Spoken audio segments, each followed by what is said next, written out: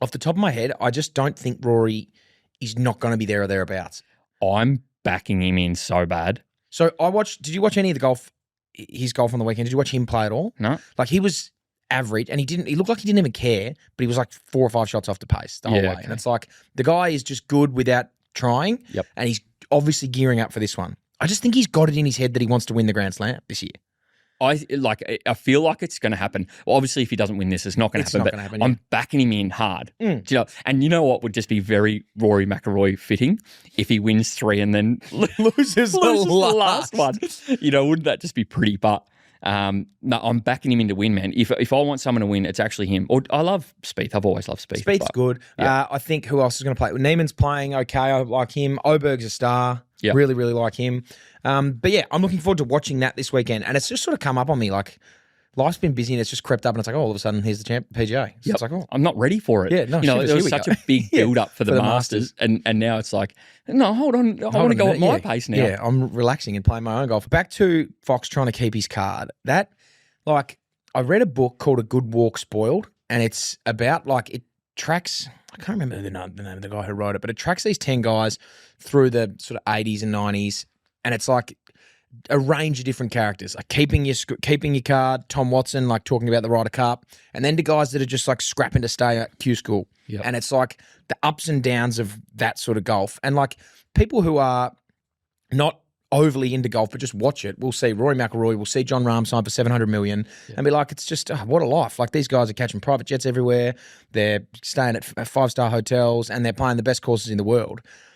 But the scrap of golf to actually make it, if you're not the guy and you're not winning, is just like so unbelievably hard. And the pressure of it is just crazy. Like in this book, there's this, it sort of follows, this one reporter follows guys for a full year, a full season.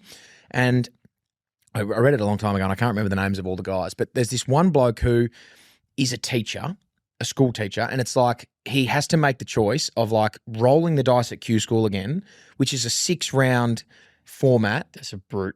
And it's like the most, and all the professionals say it's the most pressure of anything. Yep. Would you rather be putting for sink a putt to win Q school or sink a putt to win the Masters? And it's like, they're just, it's not that different. Yep. There's so much pressure on it. And he had to make the decision between like a steady $60,000 a year job as a teacher or like roll the dice on potentially be bankrupt or potentially be a And it's like millionaire. He's got a wife, he's got 2 kids, and it's man. The story is, it's incredible. And he ends up going for it and makes it, and he was back on tour. But yeah, for guys that are like, have been there, drop out, then have to go and get their card again, it's just it's an unbelievably tough challenge. Well, like quite literally today at Wembley, chatting with one of the professionals that's come over from Victoria. Yep. Unreal bloke. Benny Eccles, legend. I reckon I've heard the guy. Yeah, good bloke, good player. And I was saying to him, I asked where he's staying, and he's like, in Freo. He's just, staying by himself. He's got an Airbnb by himself, and he goes, but because I've done that, it means I have to win because otherwise I'm going to come out losing money by coming over here because he got this Airbnb by himself. Yep. Literally being out there. I'm nervous playing for...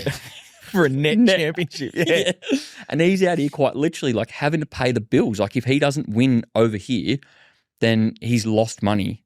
It's like, and that was the allure of live, right? Like all this money as opposed to just going in the PGA Tour. If you don't make the cut, you're not getting paid. Yep. You lose money, you have to pay your caddy.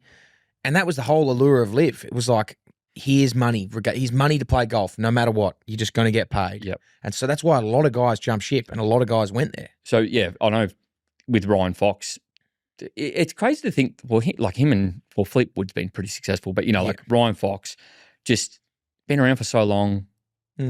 Just finally gets a win. And now he's playing in so what's coming up this weekend? PGA. Yeah, we can get to that. Yeah. I really should have done some research on that for a golf platform. Yeah, for a golf platform.